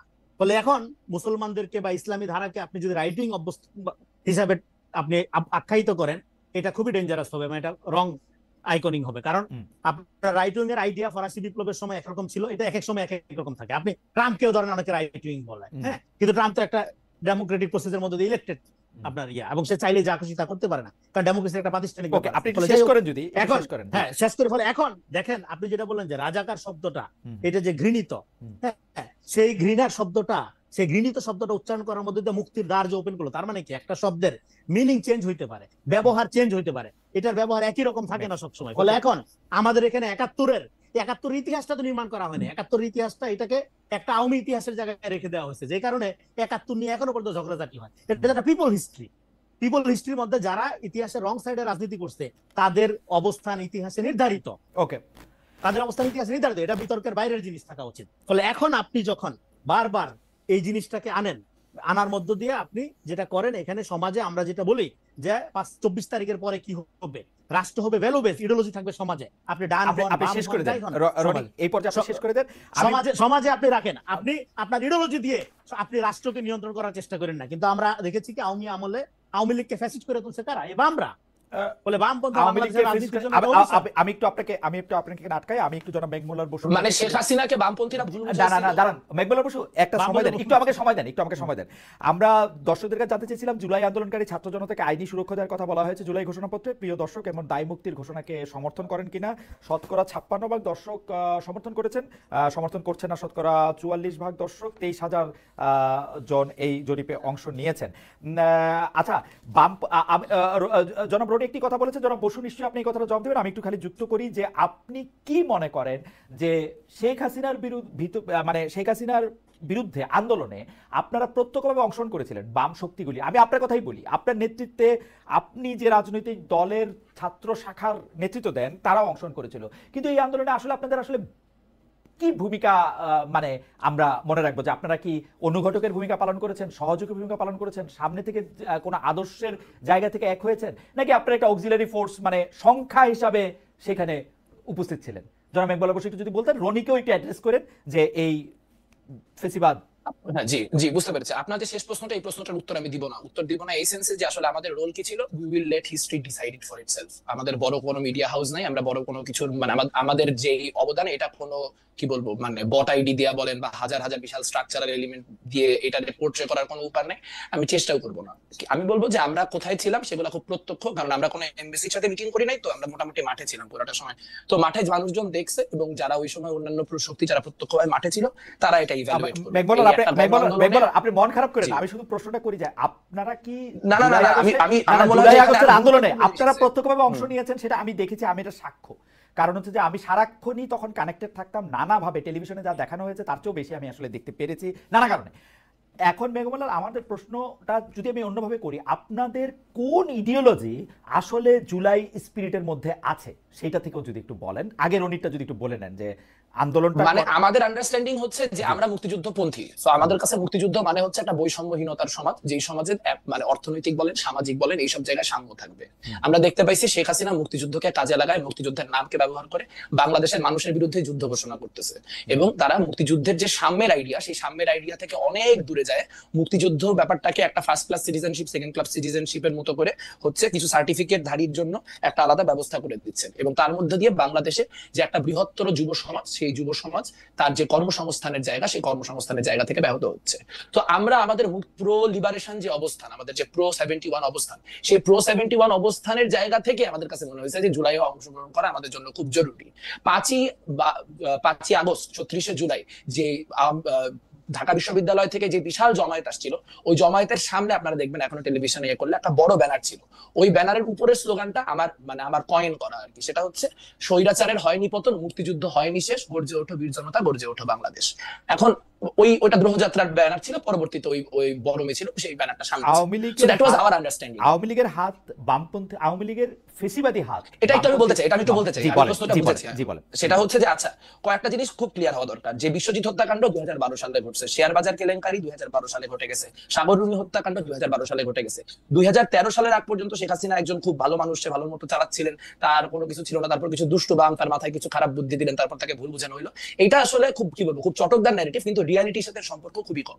যে দলগুলিকে আপনি গণজাগরণ মঞ্চে থাকার জন্য কোট আনকোট অ্যাকিউজ করতে পারেন, সিটিভি বলেন, বাসদ বলেন, এগেন এই পলিটিক্যাল পার্টিগুলি আমি করি না, এই পলিটিক্যাল পার্টিগুলির অসংখ্য পজিশন নিয়ে আমি মানে আপনি যদি আমাকে ক্রিটিক করতে রাখেন, বামপন্থীদের ক্রিটিক করার জন্য আমি সারাদিন বসে করতে পারবো, খুব আনন্দ নিয়ে করতে পারবো। কিন্তু সিপিবি বলেন, বাসদ বলেন, বা অন্য কোন দল বলেন বামপন্থীদের মধ্যে, জোটের দলগুলা বাদে, ওয়ার্কার্স পার্টি, জাসদ বাদে, কিন্তু 2014 ইলেকশনকে ভ্যালিডেট করার জন্য যায় নাই। তারা কিন্তু 2014 ইলেকশনে অংশগ্রহণ করে নাই। তার মানে কথাটা হচ্ছে যে যেহেতু ঘাতক দালালদের ব্যাপারে একটা সেন্টিমেন্ট বাংলাদেশের রাজনীতিতে অনেক দিন ধরে ছিল, এবং যেহেতু বামপন্থীরা কখনোই মানে এই জামাতি শক্তিগুলির সাথে কোনো জায়গায় ঐক্যবদ্ধ হয় নাই, বা তারা কখনোই হাতে হাত ধরে থাকে নাই, ফলে জামাত বিরোধী রাজনীতির ক্ষেত্রে বামপন্থীদের একটা আলাদা লেজিটিমেসির জায়গা আছে। এইটা আমরা আওয়ামী লীগের সাথে 2013-তে হাইরে গেছি। আমরা আওয়ামী লীগের সাথে গণজাগরণ মঞ্চে 2013-তে পারি নাই। আমাদের আন্দোলন, যে আন্দোলন আমি নিজে তখন স্কুলে পড়ি, আমি গেছি এই আন্ডারস্ট্যান্ডিং থেকে যে আওয়ামী লীগ আর জামাতের মনে একটা আতাত হয়ে গেছে, এই আওয়ামী লীগ জামাতের আতাত ঠেকানোর জন্য আমাদের যাইতে হবে। এটা হচ্ছে আমার সেই সরল শিশু মনের বোঝাপড়া। এই বোঝাপড়া থেকে প্রচুর লাখ লাখ মানুষ গেছে, তাদেরকে বামপন্থীরা আলাদা কোনো ডিরেকশনে স্টিয়ার করতে পারে নাই, ফলে আন্দোলন ক্রমাগত 5-7 দিনের মাথায় পুরোপুরি আওয়ামীকরণ হয়ে গেছে। আপনাদের গণজাগরণ মঞ্চের ইতিহাস নিয়ে কথা বলতে গেলে এটাও মনে রাখতে হবে যে সাজ্জাদ চৌধুরী যখন দ্বিতীয় দিন বা তৃতীয় দিন এই গণজাগরণ মঞ্চে গেছেন, তখন তিনি হচ্ছে শেখ মুজিবের কথা, বঙ্গবন্ধু এই আলাপ করাতে তাকে বোতল ছুড়ে মারা হয়েছে যে শেখ মুজিবের আলাপ শুনতে চায় না, পারলে পাবলিকের আলাপ কিছু করতে পারলে করো। তা সেটা আসলে আমাদের একটা ঐতিহাসিক কাফারা, আমরা 2013 কাফারা দিতেছি যে আমরা এরকম একটা বড় 40 বছর ধরে যেটা পরিস্থিতি তৈরি হলো, মানুষ তিলে তিলে ঘাতক দালালদের বিরুদ্ধে অবস্থান তৈরি করে, সেটার জন্য একাডেমিক অবস্থান তৈরি করে, রাজনৈতিক অবস্থান করে জাহানারা ইমামরা যে লড়াইটা করে গেলেন, সেই লড়াইটা থেকে আমরা কোনো আপনার বক্তব্য মানে পরিষ্কার। আমি একটা ছোট প্রশ্ন করতে চাই, আপনি যদি এটা জবাব দিতেন। একটা জায়গায় রনি যেভাবে ফ্রেম করেছেন আমি সেভাবে ফ্রেম করতে চাই না, কিন্তু আমি এরকম করে বলতে চাই যে বাংলাদেশের বামপন্থী রাজনীতি কি শেষ পর্যন্ত একটা এলিট এবং দেশ মানে কথিত দেশ বিভাগের আগের রাজনীতিক ধারায় প্রচলিত একটা বড়লোক মানে খুব ধনী হিসাবে বড়লোক না, শিক্ষায় দীক্ষায় একটু আগানো, সুন্দর করে কথা বলে তাদের রাজনীতি হয়ে আটকে থাকে কিনা, এবং যারা হচ্ছে পরে মুসলমান মাদ্রাসায় পড়ে তাদের প্রতি একটা শ্রেণী বিদ্বেষ সেই বামপন্থা লালন করে কিনা, তারা মনে করে কিনা যে বামপন্থী যে রাজনীতি, অর্থাৎ আমি সরাসরি বলি ছাত্র ইউনিয়নের কোনো শাখা কি মাদ্রাসায় থাকার ব্যাপারে কোনো সময় কোনো আলোচনা হয়েছিল? কোনো সিপিবির কোনো শাখা কি আসলে যারা ইমাম সাহেবদের ইয়াতে যারা আছেন, ইমাম মসজিদে, তাদের কাছে কি কোনোদিন গেছিল, নাকি এইটা মানে উই আর দে অলওয়েজই? আপনি যদি আমাদেরকে 2 মিনিট একটু বলেন। হ্যাঁ, জি জি, কমিউনিস্ট পার্টির বিষয়ে যে আলোচনাটা, সেই কমিউনিস্ট পার্টির বিষয়ে আলোচনা আপনি আমাদের কাছ থেকে জিজ্ঞেস করেন। ছাত্র ইউনিয়ন বিষয়ে আমরা 2020-21 দিকে কয়েকটা মাদ্রাসায় প্রাইমারি কিছু কাজ করার কথা ভেবেছিলাম, কিন্তু মুশকিল হচ্ছে যে মাদ্রাসায় আমি ঢুকতে চাইলেও মাদ্রাসায় আমি কেন, যেই মাদ্রাসায় শিবির মনে করেন ফাংশন করে, ওই মাদ্রাসা অন্য কোনো ইসলামিক সংগঠনে ঢুকতে পারে না। সেখানে হইতেছে বামপন্থী ঢুকা তো অনেক পরের কথা। আর এখানে বসে রনি ভাই বুঝায় যে ইনটলারেন্সের কালচার প্রাইমারিলি এস্টাবলিশ করতে হচ্ছে লিবারালরা, যারা হচ্ছে কালচারাল এলিট। একটা কথার উত্তর দেওয়া খুব জরুরি। এখন অবশ্যই আমাদের মাদ্রাসায় ঢুকতে হবে। মাদ্রাসায় এবং ক্যাডেটে ঢুকতে না পারলে সামনের দিনে বামপন্থী ছাত্র রাজনীতি নাই। কারণ যারা মাদ্রাসা শিক্ষার্থী তারা সব থেকে বেশি বঞ্চিত, তারা সব থেকে বেশি নিগৃহীত। কিন্তু আমি আপনাকে 2টা পয়েন্ট বলতে চাই। একটা পয়েন্ট হচ্ছে যারা সারাদিন মাদ্রাসার শিক্ষার্থীদেরকে রাজনৈতিক গুটি হিসেবে ব্যবহার করেন। গত 5ই আগস্টের পর থেকে 4টা আলাদা আলাদা মাদ্রাসার শিক্ষার্থী তাদের যে মাদ্রাসা, সেই মাদ্রাসায় মারা গেছেন, অর্থাৎ এবং তার প্রত্যেকটা ক্ষেত্রেই তাদের গায়ে আঘাতের চিহ্ন পাওয়া গেছে, অর্থাৎ 4 জন মারাই গেছেন। তাহলে বাকিদের অবস্থা চিন্তা করেন। আপনি কি এই সংগঠনগুলিকে, যারা সারাক্ষণ মাদ্রাসা শিক্ষার্থীদেরকে নানান রকম ভাবে পলিটিক্যালি টুল হিসেবে ইউজ করার চেষ্টা করে, তাদেরকে দেখছেন এর বিরুদ্ধে কথা বলতে? আমি কিন্তু এরকম একটা মানববন্ধনে যায় দাঁড়াইছি, সেটা খুবই সামান্য। আমাদের সাংগঠনিক কাছে সব জায়গায় বাড়াইতে হবে, সেটাও সত্য। কিন্তু যাদেরকে আপনি বলতেছেন যে এরা এদের পক্ষে, এরা যেন বা হচ্ছে রাইট উইঙ্গাররা এদের পক্ষে, তাদেরকে কি কখনো আপনি দেখছেন মাদ্রাসার চলমান যে সংকটগুলি, সেই সংকটগুলিকে অ্যাড্রেস করতে? দেখেন নাই। একটা ছোট্ট কথা বলি, আমি এই ফ্রেমওয়ার্কের সাথে একমত না। আমার মনে হয় রনি ভাই এখন যেটা করতেছেন সেটা হচ্ছে উনি গ্রীষ্মকালে শীতকালের ওয়াজ করতেছেন। উনি যদি আওয়ামী লীগ আমলের কথাগুলি আচ্ছা, সেটা হচ্ছে বাংলাদেশের সবথেকে বড় সোশ্যাল ইনফ্লুয়েন্সার হচ্ছে এই মুহূর্তে আল্লামা পিনাকি ভট্টাচার্য এবং দ্বিতীয় হচ্ছে ইলিয়াস হোসেন। তারা দুইজনের কেউই, তার নামটা ঠিক করে বলেন, মানে আপনি তো তার নামের সাথে উনি তো একটা নামটা ঠিক করে বলেন, সেজন্য আমি বলতেছি। ঠিক আছে, আপনি জানেনই, আমি তো তারা একবার করার তো দরকার নেই। আচ্ছা ঠিক আছে, জানলাম, কিন্তু আচ্ছা ঠিক আছে, ওকে ওকে ওকে ওকে, পিনাকি ভট্টাচার্য এবং ইলিয়াস হোসেন। আচ্ছা ফাইন। বাংলাদেশে গত 11 মাসে ঠিক কি কি হয়েছে? আপনি যখন বলতেছেন যে বাংলাদেশের প্রধান কালচারাল প্যারাডাইম হচ্ছে আপনার এই লেফট লিবারাল আইডিওলজিক্যাল জায়গা, গত 11 মাসে কতগুলা জায়গায় লালনের গান বন্ধ করা হয়েছে, গত 11 মাসে কতগুলি জায়গায় মাজার ভাঙা হয়েছে, গত 11 মাসে কতগুলি জায়গায় মব জাস্টিস তৈরি করে, নানান রকম অবস্থান তৈরি করে মানুষের পোশাক নিয়ে মানুষকে পুলিশ করা হয়েছে। ধরলাম শেখ মুজিব অনেক বড় ফ্যাসিজমের আইকন, সেই জন্য শেখ মুজিবের ভাস্কর্য ভাঙতে হয়েছে। কিন্তু কোন অ্যান্টি ফ্যাসিজমের প্রয়োজনে, কোন ক্যালকেশিয়ান কি বলবো হেজিমনির বিরোধিতা করার প্রয়োজনে সিধু কানুর ভাস্কর্যগুলো ভাঙতে হয়েছে? আপনি বলতে পারেন ইনটলারেন্সের কথা এই 2025-এ আগস্টে দাঁড়ায় বামপন্থীদের বা লিবারালদেরকে বলা, এটা একটা কি বলবো, আমি মনে করি এটা একটা বুদ্ধিবৃত্তিক। ওকে, আপনার কাছে আবার আসবো, আপনার 1 মিনিটের পরে ম্যাকমোলার আপনি বলেছেন।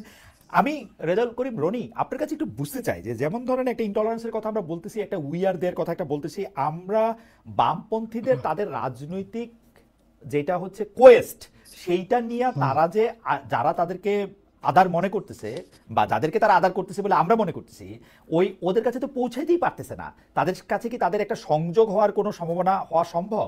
যে এই সংযোগটা হইল পরে, জি ওইটা আপনি একটু বলেন। জি মানে সংযোগ হওয়া যে সম্ভব না, এই শোতে অ্যারোগেন্স দেখে বুঝতেছেন না? আপনি ল্যাঙ্গুয়েজ দেখছেন, একটা লোকের অ্যাটিটিউড দেখছেন, কথাবার্তা বলার ধরন দেখছেন, বেয়াদবির মাত্রা দেখছেন। চটকদার কথা বলতেছি আমরা, ইতিহাসের বুঝ নাই, সব বুঝ তাদের। এই যে নিজের এই যে সুপ্রিমেসি থেকে তো ফ্যাসিজম আসে। এবং বাংলাদেশের বামপন্থীরা লিবারাল, এটা বলছে কে? এসেনশিয়ালি ফ্যাসিস্ট তারা বাংলাদেশে। বাংলাদেশে কোনো লিবারাল বাম নাই। কিন্তু রনি, আপনি যে অ্যাটিটিউডের কথা বললেন, সেই অ্যাটিটিউডটা কিন্তু আমি আরো অনেকের মধ্যে দেখি আর কি। মানে আপনি জানেন আমি কাদের কথা বলছি, কিন্তু সেটার পরিণতি বাম না আর কি, সেটার উৎপত্তি বাম না, সেটার উৎপত্তি অন্য জিনিস। রাইট। এখন দেখেন বাংলাদেশে এখানে যখন ফ্যাসিবাদের প্রশ্নটা প্রধান হলো, তখন কিন্তু এখানে যারা রিয়েলি জনমানুষের রাজনীতি মিন করে বাম ব্লকের, তারা কিন্তু ফ্যাসিবাদ বিরোধী আন্দোলনে শরিক হলেন, যুগপৎ আন্দোলনে যুক্ত হলেন। হ্যাঁ, এর বাইরে যারা রয়ে গেল বিপুল অংশ, যারা নিজেদেরকে সহি বা মূলধারার বাম মনে করে, তারা কিন্তু এসেনশিয়ালি ফ্যাসিবাদকে শক্তি যোগাইছে। আরেকটা হলো যে দেখেন, এখানে আমি 2টা জায়গায় একটু আলাপ করি। সেটা হলো আওয়ামী লীগের এই 12-13 সালে কি করছে না করছে, এবং তার সাথে পরে বামরা যুক্ত হয়ে আওয়ামী লীগকে ফ্যাসিস্ট করে তুলছে। এই ধরনের স্টুপিড আইডিয়ার কথা আমি তো বলি নাই একবারও। বাকশাল মনে নাই আপনাদের? বাকশালের মধ্য দিয়ে কি করা হয়েছিল? বাকশালের মধ্য দিয়ে এখানে বামপন্থীরা মনে করছিল যে সমাজতন্ত্র কায়েম করে ফেলবে শেখ মুজিবুর রহমান, ফলে একটা সুবর্ণ সুযোগ বাকশালে ঝাঁপাইয়া পড়ে সবচেয়ে সমর্থন যোগাইছে কারা? বামপন্থীরা। এবং বাকশালের কি পরিণতি হয়েছে এটা আমরা সবাই জানি। তারপরে একটা অংশ, বামপন্থীদের একটা অংশ যুগপৎ আন্দোলনে শরিক হওয়ার বাইরে যে অংশটা রয়ে গেল, তার এসেনশিয়ালি আওয়ামী ফ্যাসিবাদকে শক্তিশালী করছে এবং শক্তি যোগাইছে নানাভাবে। এটা গেল একটা জায়গা। 2 নাম্বার হইল 96 সালে এই যে দেখেন, এই যে মেঘ যেটা বললো, তার শিশু মন, তার কচি মনে এই আশঙ্কা জায়গা ছিল যে আওয়ামী লীগ মনে হয় আবারও জামাতের সাথে আঘাত করতেছে। তার মানে 96 সালে যখন আওয়ামী লীগ জামাত যুগপৎ ভাবে আন্দোলন করলো, তখন তো আওয়ামী লীগের এক কোলে বামপন্থীরা ছিল, আরেক কোলে জামাত ছিল, সব নিয়েই তো আগাইছে আওয়ামী লীগ। ফলে আওয়ামী লীগের সাথে বাম জামাত এই যে এবং জামাতের ব্যাপারে না রনি আমি প্রশ্নটা আপনার উত্তরটা আমি শেষ করি। আপনি শেষ করেন আমাদের দর্শকদের তারা যে জামাত বিযুক্ত একটা আওয়ামী লীগ সবসময় কল্পনা করছে, করার মধ্য দিয়ে আওয়ামী লীগ কি করছে, আমার তাহলে দেখছে ওকে, তাহলে তার ফ্যাসিজমকে কায়েম করার জন্য জামাত ক্লিনজিং এর রাজনীতি সে চালাইলো, এবং জামাত যত বড় না তার চেয়ে বড় করে তুললো। দেখেন রনি এই জায়গা আমার প্রশ্নটা এই জায়গাতে আপনি বুঝতে পারবেন। রনি আমার কথা শুনেন, আপনি এইটা বুঝতে পারবেন আমার প্রশ্নটা। প্রথম কথা হলো আমরা কিন্তু একদিক দিয়ে বলতেছি যে আসলে, এবং জানতেছিও বামপন্থীরা কিন্তু যদি আপনি ভোটের বা পপুলারিটির জায়গা থেকে বলেন এতই মানে মানে অল্প যে তাদের নিয়ে আসলে কথা বলার কিছু নাই, কিন্তু ইডিওলজির প্রশ্নে আমরা বেশিরভাগ সময় যেই কাজ আমাদের পছন্দ হয় না সেই কাজে আমরা আসলে বামপন্থীদের দায়ী করে থাকি। একই ঘটনা কিন্তু জামায়াতের ক্ষেত্রেও, জামায়াতের শক্তিটাকে আমরা ফুলায় ফাঁপায় দেখাই, যখনই আমাদের কাউকে আক্রমণ করতে হয় তখন জামায়াত। এইটা কারণটা কি আসলে? এইটা কেন মনে হয় আমরা দুইটা জায়গায় দুই রকম? এটা কারণটা হলো দুইটা একই পলিটিক্স করে, এটা দুইটা একই পলিটিক্স করে, মানে দুই রকম না। আপনার এখানে বামপন্থীরা এবং জামাত একই রাজনীতি করে, দুইটাই হলো ইডিওলজিক্যাল ফোর্স, এবং idealism, ideology and total politics, এবং এটা দ্রুত ফ্যাসিবাদের দিকে যায়। এই জন্য গণতন্ত্রকে যদি আপনি, যখন বামপন্থীরা, আমি যে একটু আগে বললাম বামপন্থীরা কোনো লিবারেল না, হ্যাঁ কেন না, বামপন্থীরা গণতন্ত্রকে একটা ইডিওলজি মনে করে, কারণ ও তো যায় রাষ্ট্র ভাঙা ফেলবে, ও তো রাষ্ট্র কনসেপ্টে বিশ্বাস করে না। ফলে ও যেরকম একটা প্রতারণা করে এদিক থেকে। 2 নাম্বার হলো জামাত কি বলছে যে এটা কোনো রাজনৈতিক দল না, এটা একটা ইসলামী আন্দোলন। তো ইসলামী আন্দোলন কি আলটিমেটলি সে কি করবে? সে খেলাফা কায়েম করবে, রাষ্ট্রের মধ্যে আটকায় থাকার তার সুযোগ নাই। কিন্তু যেহেতু এখানে একটা ধরেন মডার্ন ডেমোক্রেটিক প্রসেসের মধ্যে দিয়ে তাকে আগাইতে হবে, সেজন্য সেই কনসেপ্ট, এই জন্য লেনিনিজমের যে প্রবলেম, যেটা বামপন্থীর প্রবলেম, সেই প্রবলেম একই প্রবলেম মৌদুদিবাদের মধ্যে রয়ে গেছে। তো এই ক্রিটিক দেওবন্দি আলেমরা বহুবার করছে, বহু জায়গা থেকে। ঠিক আছে, ফলে দুই দিকের যে অ্যারোগেন্সের মধ্যে একটা কমন মিল, আমার মনে যে অ্যারোগেন্সের প্রশ্ন দেখতে পারবেন, আমার মনে যে অ্যারোগেন্সের জায়গাটাতে আমরা একটু থাকি। জনাব বেঙ্গলার বসু, আপনার আমি আপনাকে বলি, আপনি নিজেই সোশ্যাল ইনফ্লুয়েন্সারদের কথা বলছেন, কিন্তু আপনি একটা খেয়াল করেন যে কেন বামপন্থীদের মধ্যে একজন বড় সোশ্যাল ইনফ্লুয়েন্সার হয় নাই? কেন বামপন্থীদের কথা আপনারা দেখেন, আপনারা সব ভালো কথা বলতেছেন, সব মানুষের কল্যাণে কথা বলতেছেন, তবুও মানুষের কল্যাণের আপনাদের কথা কেউ শুনছে না কেন? সেইটার কারণ কি? আপনারা রাজনীতিবিদদের কাছে যখন আমরা এই প্রশ্ন করি তখন তারা বলে যে আমরা টাকা পয়সা এবং অন্যান্য অনেক কিছুর কাছে হেরে যাই। আমরা যখন সোশ্যাল ইনফ্লুয়েন্সের কথা বলি তখন তার টাকা পয়সা, ভোট, এগুলির ব্যাপার থাকে না, ক্ষমতার ব্যাপার থাকে না। আমরা কি আসলে বামপন্থীদের মধ্যে এমন একজন ইনফ্লুয়েন্সার দেখি যার ভিউ লক্ষ কোটি, যার সোশ্যাল ইনফ্লুয়েন্স এরকম সাংঘাতিক, যাকে আপনি কতক্ষণ আগে কিছু ইনফ্লুয়েন্সারের কথা বলে আপনি বলতে চেয়েছিলেন যে তার হলো দেশ চালানোর মতো? আপনাদের এটা হয় না কেন? এখন প্রশ্ন হচ্ছে, রনি আপনাদের বলছেন এটা হয় না কারণ হচ্ছে আপনার অ্যারোগেন্স, আপনি এটার সাথে বা আপনার লিবারেল না, ওই জায়গা থেকে যদি আপনি কথাটা বলেন। আমি রনি ভাইকে চিনি হচ্ছে উনি আর একটা বক্তব্য শুনছিলাম, খুব ভালো লাগছিল আমার, ফরহাদ মাজার, তারপর হচ্ছে আমাদের সলিমুল্লাহ খান, ওনাদের নিয়ে। তো আমার থেকে রনি ভাই যত বড় বুদ্ধিজীবী, সম্ভবত রনি ভাই থেকে মানে ওই লোকগুলো আবার তত বড় সাইজের বুদ্ধিজীবী। আমার কাছে মনে হয় একটু বড় বুদ্ধিজীবীদের সাথে একটু আমি কোনো বুদ্ধিজীবী না, আমি কোনো বুদ্ধিজীবীও না। হ্যাঁ, ফলে বড় বুদ্ধিজীবী সবাই যে আসলে দুই পায়ে হাত, না তবে আমি বলি বেগ মোল্লার বসু যে আপনি একজন চিন্তক, মানে আমি পার্সোনাল মূল্যায়ন শোনার দরকার নাই। আচ্ছা ঠিক আছে, আমি পার্সোনাল মূল্যায়ন করি নাই, আপনি তো মাঝখান দিয়ে কথা বলা শুরু করলেন, আমি তো আপনার কথা মাঝখান দিয়ে কথা বলি নাই। মানে কথাটা খুব সিম্পল, কথাটা হচ্ছে যে আপনি যখন ফরহাদ মাজারের ক্রিটিক করেন, যখন আপনি হচ্ছে সলিমুল্লাহ খানের ক্রিটিক করেন, তাহলে আমি আপনার ক্ষেত্রে যে ল্যাঙ্গুয়েজ ব্যবহার করছি সেই ল্যাঙ্গুয়েজের থেকে আরো অনেক বেশি অ্যারোগেন্ট ল্যাঙ্গুয়েজ ইউজ করেন। সো এখানে ডাবল স্ট্যান্ডার্ড গুলো করার দরকার নাই ভাই। আমি আপনাকে সম্মান করি, কথাবার্তাগুলো বলতেছি। অনেক ক্ষেত্রে যেহেতু মতের প্রচন্ড ডিফারেন্স, আপনার কাছে যদি ডিসরেসপেক্টফুল লাগে আমি হামবলি সরি বলে নিতেছি। আচ্ছা, আলোচনাটা হইতেছে খুব সিম্পল করে বলতে চাইলে যে এখানে আপনার একটা অ্যাসিমেট্রি আছে। ধরেন বামপন্থী প্রচুর লোকজন পরবর্তীতে নানান রকম অন্য পলিটিক্সে যায়, শাইন করছে, তারা বড় বড় ইনফ্লুয়েন্সার হচ্ছে, নানান কিছু হয়েছে। সেইটা মূল পয়েন্টটা না এখানে। মূল পয়েন্টটা হচ্ছে যে ধরেন আপনি এখানে বলতেছেন যে বামপন্থীদের কোনো রাজনীতি দাঁড়ায় না, কেন রাজনীতি, বামপন্থীদের অবস্থা এত খারাপ কেন? আপনি দেখবেন যে এখানে একটা বড় অংশ বামপন্থীরা 90 পর্যন্ত সোভিয়েত ইউনিয়নের যে পলিটিক্স সেই পলিটিক্সের সাথে অ্যালাইন করছে, এবং সেই পলিটিক্সের সাথে অ্যালাইনমেন্টের একটা বড় ক্ষতি হয়েছে যে 90-এর পরে সোভিয়েত ইউনিয়ন ভেঙে যাওয়ার পরে এরা বেসিক্যালি 15-20 বছর একটা শূন্যতার জায়গায় ছিল, এবং এখন পর্যন্ত বাংলাদেশের বামপন্থীদের চিন্তা ভাবনা অনেক ক্ষেত্রেই নানান রকম পুরাতন পন্থা এবং নানান কিছু দ্বারা প্রভাবিত। সেটা নিয়ে আমরা ইন্টারনালি অনেক ক্রিটিক করি, সেটা নিয়ে আমরা কাজ করব, এবং আমরা আশা করি যে সামনের দিনে হয়তো প্রচুর নতুন ছেলে পেলেও তো বাইরে 24-এর অভ্যুত্থানের মধ্যে দিয়ে হয়তো নতুন কোনো রাজনৈতিক সম্ভাবনা তৈরি হবে। কিন্তু টলারেন্সের কোয়েশ্চেনটাতে আমি একটু থাকতে চাই, কারণ আমি আসলে মানে আমি সর্বোচ্চ টলারেন্স দেখাইতে আগ্রহী, কিন্তু আমি বুঝতে চাই যে ধরেন ফাতিমা রাসূল ইনসিডেন্ট নিয়ে এই টলারেন্স কি আসলে আপনি ধরেন আমাদের সোকল মধ্যপন্থীরা দেখাইতে পারবে কিনা, বা এই একই ধরনের আপনি যখন আজকে মানে কাদিয়ানের ইস্যু উঠতেছে, আজকে যখন আপনার ভাস্কর্যের ইস্যু উঠতেছে, আজকে যখন আপনার বগুড়াতে জাতীয় সঙ্গীত গাওয়ার জন্য জামাতের নেতারা হামলা করতেছে দেখতে পাইতেছি, তখন আসলে টলারেন্সের কোয়েশ্চেনটা বারবার করে লিবারেলদের দিকে ছুড়ে দেওয়া বা টলারেন্স লিবারেলদের কারণে নেই, এই কথাটা বলাটা বোধহয় এই মুহূর্তের দ্বারাই খুব মানে কি বলবো ঠিক হচ্ছে না। মানে যারা আপনারা অনেকে আছেন যারা এখানে ফাংশনাল স্টেট চান, যারা চান কোনো একটা মানে প্রবল পলিটিক্স এর দিকে জিনিসটা না যাবেন, দেখেন আমরা তো 5ই আগস্টের পর এগুলা শুরু করি না, আমরা তো 5ই আগস্টের পর জামাতের রাজনীতি, যুদ্ধাপরাধ, অমুক তমুক এগুলা নিয়ে তো এগুলা তো আপনি একটু দেখেন না ঘাইটে, এটা তো বামপন্থীরা শুরু করে নাই। কিন্তু আপনি যদি আপনার রাজনীতিটা করেন এবং প্রবল ভাবে করেন, তখন আমার শক্তি সামর্থ্য কম থাকতে পারে, কিন্তু এটা তোমার একটা রাজনৈতিক লায়াবিলিটি। আমার যতদিন আমি বেঁচে থাকবো মুক্তিযুদ্ধ কোয়েশ্চেন উঠলে আমার কথা বলতে হবে। আপনারাও জানেন আওয়ামী লীগ বিএনপি যখন মুক্তিযুদ্ধের কথা বলে তখন সে বিশ্বাস করে বলে না, সে ভোটের জন্য বলে। আমার জন্য এটা একটা আইডিওলজিক্যাল পয়েন্ট। সো সেখানে যখন যাবে আমি তো আমার মতো করে রিঅ্যাক্ট করব, কিন্তু সেই জায়গা থেকে আসলে আপনার রিঅ্যাকশনের ক্ষেত্রে আপনি একটু জি আপনার রিঅ্যাকশনের ক্ষেত্রে আমি শুধু আপনাকে এই প্রশ্নটাই করতে চাই যে আপনি যখন রিঅ্যাকশন করেন বা রিঅ্যাকশন দেখান, তখন যে আপনার সুরে কথা না বলে তাকেই আপনি শত্রু ভাবেন কিনা? মানে সুরটা আলাদা হইলে না না, আমি তো ইসলামিক শাসনতন্ত্র সাবস্টেন্সের জন্য না না না না মানে মানে অবশ্যই না। মানে আমি এখানে ইসলামী শাসনতন্ত্রের যেই যারা রাজনীতি করছে ক্যাম্পাসে তাদের সাথে আমার যথেষ্ট পরিমাণে সুসম্পর্ক আছে। ইসলামী শাসনতন্ত্র ক্যাম্পাসে রাজনীতি করে, ইসলামপন্থী আরো অনেক রাজনৈতিক দল রাজনীতি করে। রাজনীতি ইসলামপন্থী থাকবে, বামপন্থী থাকবে, মধ্যপন্থী থাকবে, সবাই থাকবে, সেটা কোনো সমস্যা না। কিন্তু বাংলাদেশ একটা মুক্তিযুদ্ধের কোয়েশ্চেনে একটা অন্ততপক্ষে একটা বেসিক কনসেনসাস দরকার, এবং সেটা এরকম ভন্ড কনসেনসাস না যে আমি মুখে বলবো মুক্তিযুদ্ধ মানে নিচ্ছি, আমি সুযোগ পাইলে মুক্তিযুদ্ধ বিরোধী পজিশনটা আবার ফিরে যাবে না, এইটা হচ্ছে কথা। আর বাকি জি শেষ করেন ম্যামলা। বাকি আপনি বলেন না, আমার তো আওয়ামী লীগের বয়ানের মুক্তিযুদ্ধের বিরুদ্ধে 1000টা কথা বলতে কোনো আপত্তি নাই।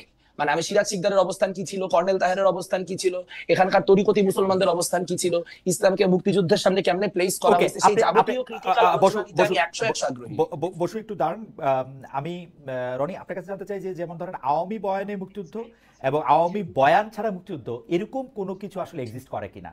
মানে মুক্তিযুদ্ধের বয়ানটা কি আওয়ামী বয়ানেই গিয়ে ঠেকে আমাদের শেষ পর্যন্ত? আমরা কি আওয়ামী বয়ানের বাইরে, মানে আমি আওয়ামী লীগ করি না কিন্তু আমি মুক্তিযুদ্ধের জায়গা থেকে আমার কিছু ইডিওলজি আছে, এটা কি আমি বলতে পারবো? শোনেন, যে কোনো জনগোষ্ঠীর মধ্যে একটা হিস্ট্রিসিটি থাকে, সেই হিস্ট্রিসিটিটা আওয়ামী লীগ নষ্ট করছে, ফলে আমাদের জাতীয় ইতিহাস লাগবে। 24-এর পর এই কথাটা আমি বারবার বলছি। হ্যাঁ, কিন্তু মুশকিলটা হলো আমরা যখন ইডিওলজির বেসিসে মানুষকে মূল্যায়ন করি, তখন আপনার ইডিওলজির বাইরের জিনিস তাকে দ্রুতই আপনি হত্যাযোগ্য করে তোলেন।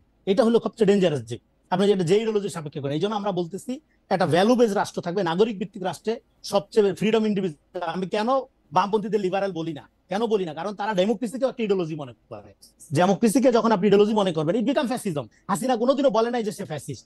আর একটা হলো এখানে যে উদাহরণটা দিল, দেখেন আমি একটা কনটেক্সটে ফরাদ ভাই, সলিম ভাই, আমার শিক্ষক দুইজন, তাদেরকে আলোচনা করছি এবং তাদের নাম কোথাও বিকৃত করি নাই, তাদেরকে কোনোভাবে গালিগালাজ করি, আমার কোনো অ্যারোগেন্সি ছিল না। সেটা আমি খুব ফানি ওয়েতে তাদের সাথে তাদের আইডিয়া ধরে আমি আলাপ করেছি, এবং তারা মুখোমুখি আমার সামনে ছিল না সেই আলোচনায়। তারা প্রয়োজনে এর চেয়ে ব্রুটালি আমাকে রেসপন্স করতে পারবে। আমি এখানে প্রায় মুখোমুখি একই সাথে আলোচনা করতেছি, ফলে সে যে সমস্ত শব্দ চয়ন করতেছে স্ব আলোচক হিসেবে, সে আমার অনেক জুনিয়র, সেটাও আমি বলতেছি না। সে ধরেন জাতির পিতা লেভেলের সিনিয়র, অসুবিধা নেই। হ্যাঁ, কিন্তু তার যে অ্যারোগেন্স সেটা পাবলিক দেখতেছে, এবং সে একটা অন্য প্রায় 1 বছর আগের সে আরেকটা উদাহরণটাই না আনলো। যেহেতু আমি ধরেন এখানে অ্যারোগেন্সি শো করছি, এই জন্য এখন আমার সাথে অ্যারোগেন্সি শো করা যায় যাচ্ছে, তাই না?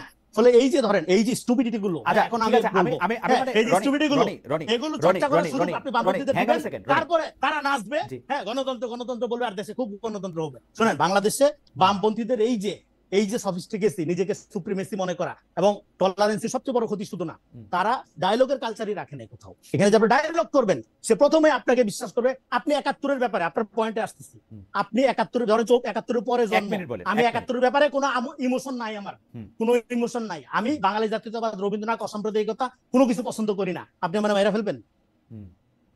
আচ্ছা, এটা হচ্ছে আপনি মেরে ফেলবেন আমাকে বাংলাদেশে, এটা আপনার প্রশ্ন। কিন্তু তা না, তারা 71-এর ব্যাপারে একটা মৌলবাদী জঙ্গি পজিশন নিবেই। এবং তারা কোনোদিন ৭১-এর যে ভারতীয় বয়ান সেটার বিরুদ্ধে প্রতিবাদ করছে এই পুরা রিজিম দইরা। ভারত যে এটাকে উদযাপন করছে সবসময় তাদের যুদ্ধ বইলা, ভারত পাকিস্তান যুদ্ধ বইলা, তারা কখনো বাংলাদেশের এত বড় ইন্টেলেকচুয়ালিটি করে তারা কখনো এই জায়গা থেকে এই জায়গা থেকে আমি একটু মেঘমলারকে জানতে চাই। রনি, খুবই ইন্টারেস্টিং একটা জায়গায় আসছেন আপনি। করে নাই, ফলে তারা সবসময় গণবিরোধী কাজ করছে। তারা যেটা করছে তারা সবসময় পুঁজিবাদ বিরোধিতার নামে যেটা করছে, পুঁজির পক্ষে অবস্থান নিয়েছে, তারা সবসময় ইস্টাবলিশমেন্টের পক্ষে অবস্থান নিয়েছে, তারা সবসময় গণবিরোধী অবস্থান নিয়েছে। বাংলাদেশ একটা মিনিট সময় দেন। ভাই আমার ট্রেনে যাইতে হবে ভাই, আমি এখন দৌড়াই। আপনি ট্রেন ছেড়ে দিতেছেন, ঠিক আছে, তাহলে আপনি যান। রনি, আপনাকে অনেক ধন্যবাদ। রনি যে বক্তব্য বলছে, মেঘমলারেরও টাইম নাই, মেঘমলারকে 2 মিনিট আমি টাইম, মানে হয়তো মেঘমলার যতক্ষণ পাবেন মেঘমলার একটু বলেন। মেঘমলার দুটো জায়গায় যে আসলে বামপন্থীদের জায়গায় সাথে ডায়লগই করা যায় না, এটা একটা। আর 2 নাম্বার কথা হচ্ছে যে একটা হচ্ছে যে বামপন্থীদের সঙ্গে ডায়লগই করা যায় না, আর 2 নাম্বার কথা হচ্ছে যে ৭১ নিয়ে ভারতের যে বয়ান, সেই বয়ানটা কোনোভাবে আপনারা এটার প্রতিবাদ করেছিলেন কিনা, বা আপনি? আচ্ছা, আমি একদম শর্ট করে উদাহরণ বলি। আমি মোদির যে ভারত থেকে বাংলাদেশ আগমন মুজিব বর্ষ উপলক্ষে তার বিরোধিতা করে ঢাকা বিশ্ববিদ্যালয়ে আন্দোলন করে, মানে ছাত্রলীগের হাতে রক্তাক্ত হওয়া লোক। সো বেসিক ইনফরমেশন মানে একটু জাইনে কথা বলতে হবে সহ আলোচকদের। দ্বিতীয়ত হচ্ছে খুবই গুরুত্বপূর্ণ যে এখানে গত বছর যখন এই গোটা আন্দোলন হচ্ছে তার ঠিক 10 থেকে 15 দিন আগে আমরা ঢাকা বিশ্ববিদ্যালয়ে একটা বিশাল ওয়াল টু ওয়াল চিঠি মারছিলাম মাওলানা ভাসানীর, যেখানে লেখা যে পিন্ডির জিনজির চিহ্ন করেছে দিল্লির গোলামি করার জন্য নয়। সো আমরা আমাদের জায়গা থেকে মুক্তিযুদ্ধের যে ভারতীয় বয়ান, সেই ভারতীয় বয়ানকে সবসময় চ্যালেঞ্জ করতেছি। এখন মেইন স্ট্রিম মিডিয়া কখন এটা দেখবে আর কখন এটা দেখবে না সেটা তো ভাই আমাদের উপর নির্ভর করে না। আপনি যদি তখন আমার উপর ওই লেন্সটা ফেলতেন তাহলে দেখতে পাইতেন, তখন ফেলা হয় নাই, দেখা যায় নাই। আর একটা কথা বলা খুব ইন্টারেস্টিং, খুব গুরুত্বপূর্ণ। দেখেন, এখানে একজন লোক এতগুলা টলারেন্সের কথা বলে তার সহ আলোচকরা স্টুপিড বলে চলে গেল, এবং এটাই এস্টাবলিশ করলো যে এই ঘটনার মধ্যে দিয়ে আমি অ্যারোগেন্ট এবং সে অ্যারোগেন্ট না। এবং আমি যখন তারে সরি বললাম, তারপরও সে আমারে গালাগালি করলো, এবং এর মধ্যে দিয়ে এস্টাবলিশ হলো যে বাংলাদেশে ডানপন্থীরা আসলে বামপন্থীদের অ্যারোগেন্সের কারণে হচ্ছে কোন রকম কনভারসেশন করতে পারতেছে না।